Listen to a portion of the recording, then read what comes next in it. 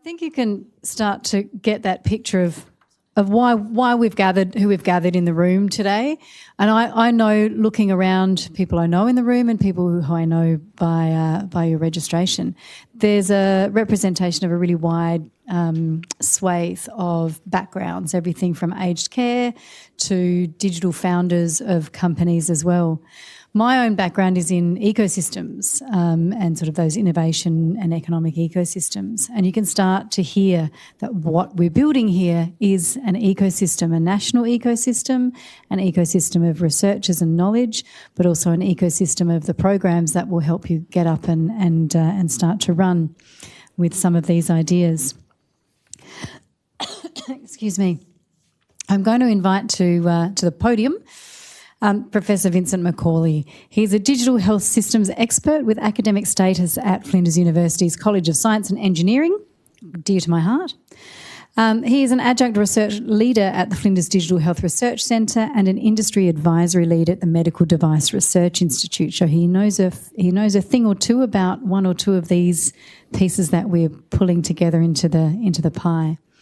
Dual qualifications in medicine and computer science, and if there are computer science people in the room, there's or people with children thinking about what to go into, those dualities are often really impactful, as Vincent will tell us, no doubt. He co-chairs the HL7 International SOA Working Group and contributes to global standards. His work spans cybersecurity, IoT and service-oriented architectures, and it drives innovation across clinical, academic and industry settings through secure, interoperable digital health infrastructure. He's going to come and talk to us a little bit of that. Can you use this?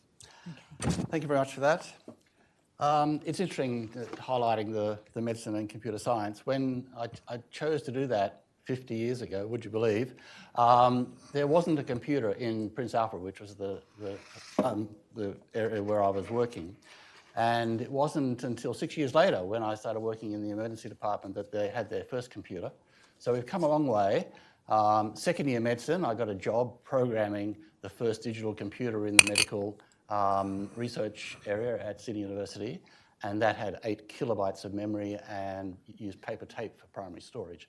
So we have come an awful long way. And today I'm going to start talking to you about autonomous AI systems. And that is a really big step in what's happening in the world. So the topic of this conversation is AI in healthcare. I'm sure you've all heard a lot about it. And I've labelled it kill or cure. And I'll just start out with the landscape of how things are looking a little difficult at the moment, to say the least. So I'm not sure if you can read this, but this is from a recent paper by the CEO of Anthropic, who's probably the second biggest AI company in the world, $350 billion. They're investing about $1,000 billion over the next 3 years, so $1 trillion. And that's actually driving the American economy at the moment. And he is somewhat concerned about what is happening in AI. Humanity is about to be handed almost unimaginable power, and it's deeply unclear whether our social, political, and technical systems possess the maturity to wield it. I think that's coming from somebody of that status, a really important statement. Wake up to the risks of AI, they're almost here. And we're starting to see some of that play out, and I'll talk about some of that as we go on. We're seeing cyber disruption, we're seeing AI being used by the bad guys, and certainly Trish in the cybersecurity course that she oversees is using AI to be helping the good guys. So we've got AI being used on both sides to fight things, but AI and disruption by cybersecurity in healthcare is at a critical level. Many of the health institutions in Australia have been deemed to be critical infrastructure, have to comply with a whole new level of cybersecurity because of that. And we've seen in the war in Ukraine how attacks using cybersecurity on health infrastructure has become a major issue. So if you don't have a healthcare system, you don't have much of a society, as we've found in areas like Palestine. Why is AI a problem? Well, these are the risks. Bias, diagnostic errors, it gets things wrong, we know that, it hallucinates. How do you assure that what is coming out of an AI is accurate and reliable? It's very easy to get an AI to tell you almost anything you want by prompting it in the way that you want to direct it. AIs are particularly trained and they're programmed to be nice to you. I don't know how many have used AI. They flatter, they say how wonderful you are, and they in particular are programmed to give the answers that they think you want. And we've seen that how terrible that can be when you're doing things like, how's the best way for me to commit suicide? And an AI actually has done that and advised people what the best way to commit suicide, and people have taken that advice. So we've seen at least a dozen reports of people committing suicide in the manner advised by their AI. The one I found particularly frightening as a parent was the AI that was advising a child how best to kill its parents. Who hasn't wanted to kill their parents at some stage? But actually having an AI telling you what's the best way, that is pretty scary. So how do we make it transparent? How do we make it explainable? That's the important thing. It's a black box to most people, and how can we get to the depth of why the AI is making these recommendations? That's very important in healthcare. You know, why is it advising this particular treatment? Why is it advising not to do this particular procedure? Privacy breaches we've seen happen all the way across the digital health spectrum, but with AI it takes on a new level because the privacy can now be breached right across the globe because of the huge trans-global AI companies. You put personalised health information into an AI and you have no way of knowing where that's going to suddenly pop up as an answer to somebody's question. So really that's not a good thing to do. And the erosion of clinical judgment, as doctors and nurses and other health professionals start relying on AI to give them the information that they need to manage patients, will they stop thinking? We've seen in other areas that that is what happens. And there's actually good research showing this, that people become de-skilled, unable to actually perform their usual functions because they've become so reliant on AI. So trustworthiness, fairness, reliability, ethics, standards, and legal requirements. Let me just give you an example of bias. It's the sort of thing that people may not usually think about, and that's cultural bias. So all of the major AI systems are trained in America. They're trained on American healthcare data. They're trained mostly on American data from the web. So when it comes to a patient in Australia who has end-stage renal disease and happens to be Aboriginal, then a healthcare AI will recommend that they should have a renal transplant. Now, that completely ignores the fact that the Aboriginal community have a belief that the soul rests in the perinephric fat. The fat around the kidney is where the soul is, and they will not accept renal transplants. So the AI, being completely ignorant of those sorts of cultural sensitivities, will make incorrect recommendations. And that's one of the risks that we run, having AIs that are trained outside of the Australian community. Will they actually bother with legal requirements, ethics and standards? I don't know how many of you have heard, but on Monday, Elon Musk announced that XAI, which owns X and Grok, one of the third biggest AI system in the world, are merging with SpaceX, another Elon Musk company. And he talked also about the third Elon Musk company, which connects brains using embedded chips directly to computers. It's been doing that now for about 5 years. So we have the prospect of computers being launched into space. That's why the SpaceX XAI link up is. They're going to launch 10,000 satellites and build the biggest AI system in space, because it gives them unlimited sources of power from solar cells, and it solves the problem of too much heat because they can vent that into space. And that's the two things that are limiting the development of computing and AI in the world at the moment. So we're going to have the prospect of the biggest AI system living in space, controlled by Elon Musk, with no jurisdiction being in control of it. It's going to really make things ethical, standards compliant, and legal. All those things are going to be suddenly very difficult to enforce. I don't know if you all know, but Grok, the AI system that is run by XAI, actually refers to Elon Musk's X account whenever you ask it a question that has political implications. So it has built-in biases, completely not disclosed. So how do we deal with this? So human in the loop is absolutely critical. You have to have a human who's actually overseeing those AIs when they're being used in healthcare. But it's not just any human. They actually have to understand how an AI works and how it goes wrong. They have to do that for digital systems in general, but with AI, it becomes a whole level of greater difficulty. So you have to be able to explain things, you have to be able to visualize things, and you have to be able to have surrogates, and we'll talk about a couple of those, that allow you to actually understand what the AI is doing. So I'm just going to run through very quickly a couple of the approaches that we've been exploring and are being explored by, there's actually a number of AI safety institutes. So it's a black box, and you can approximate that black box with a simple model, so local interpretable model agnostics. And you can either have a simple linear equation, a regression equation, and many of those will actually give you a good indication of what the output of an AI is going to be given a set of inputs. And those models can be quite simple, and they're the sort of thing that you can have on your phone, or you can have on a simple notebook, and that you can actually use those to test, is the AI actually doing what we think it should be doing, or has it gone wrong in some way?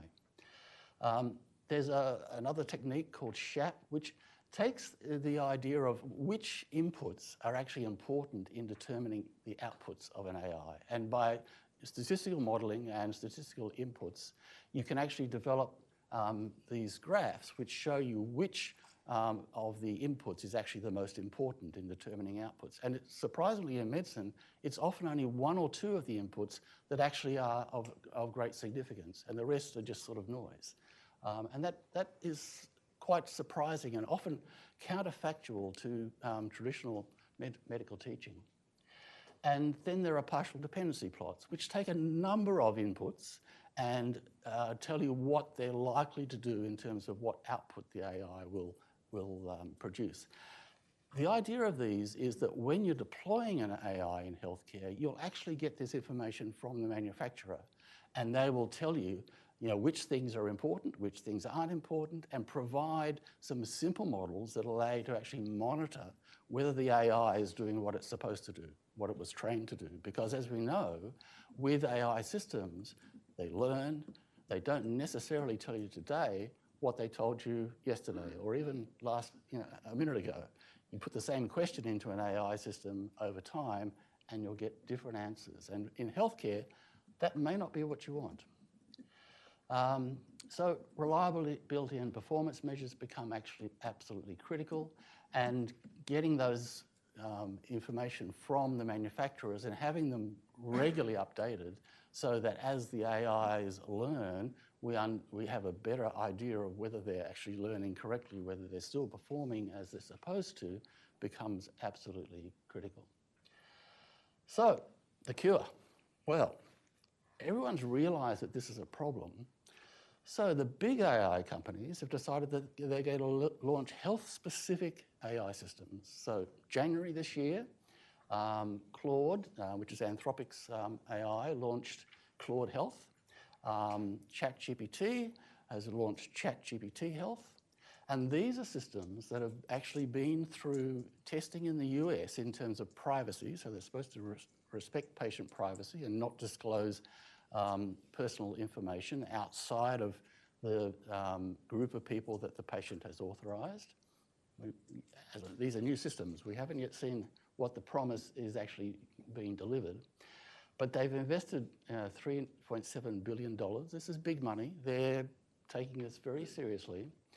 And the AI diagnostics have actually been through TGA's processing. TGA hasn't approved their use yet, but they're looking at it. So we're starting to see our governance organisations starting to take these things very seriously. I sit on the Australian Council of Safety and Quality in Healthcare, ACSQHC's Committee on Clinical Safety in AI. So that's also being taken very seriously, and they've published a report to guide clinicians as to how to use AI systems in healthcare, and that's being updated on a regular basis. The AIHW, Australian Institute of Health and Welfare, has done a study that AI-enabled diagnostics are improving early detection rates of cancers by 64%. We're starting to see AI-directed surgery. So I saw a paper last week published by a Chinese group who are performing surgery from 4,000 kilometres away using a robotic surgery system. And that was still with a human in the loop, but not much human input. Most of the surgery was actually being done by an AI and being overseen by a human. So next time you have an operation, just check that it isn't being done by the robot. I used to worry about the intern or the resident doing the operations. The robots are coming. And as we go into this phase where we don't have enough healthcare professionals for the ageing population that we are experiencing, there will be continuing pressure on our economy to actually start using these technologies early. That may not be the best thing to experience, but we've got to start somewhere. So at the moment, they're only actually authorised for use on animal systems, but they're being very rapidly developed, and huge amounts of money are going into that. So we want to have an interoperable, seamless patient journey overseen by AIs that are explainable, that are we can actually monitor and see whether their performance is changing in the right directions over time, and which has oversight by strong clinical governance. So the TGA, Karen's a very leading light in the TGA, but I don't think she's very cognizant of AI. They have put together quite a good team of people within the TGA who are coming rapidly up to speed with AI. And the standards community, so Trish and I are both very involved with that, but I'm on, I think, 3 committees now looking at how to incorporate AI into healthcare standards and whether the current standards for healthcare software needs to be extended to incorporate AI. So that community is very aware of the needs. Whether the software community and the big AI developers are going to take any notice of that at all is up for grabs at the moment. Unfortunately, I think we're seeing that money is the dominant force. So in the US economy would be in a depression at the moment, except for the fact of the huge investment by the AI companies in AI infrastructure, computing centers, and the interoperability and other investment that goes with that. So nobody is willing to put any sort of controls on those developers. Elon Musk decided he wanted to build a new computing center, so he just went ahead and built it. He didn't get any permission from any of the authorities, and then they discovered they didn't have enough power for it, so he built a huge power station next door to it, powered entirely by diesel, and again, did not seek any local permission at all. Despite protests by the local residents, it just went ahead. So we've seen that in the US, ethics, legal requirements, etc., are all being overridden because of the need to keep this investment flowing and the fact that people believe that AI will give America dominance. Well, that may be so. We need to really be looking at that in a very careful way and taking what's good and hopefully leaving behind the bits that are bad. So we want the cure, but we don't necessarily want to kill too many people along the way.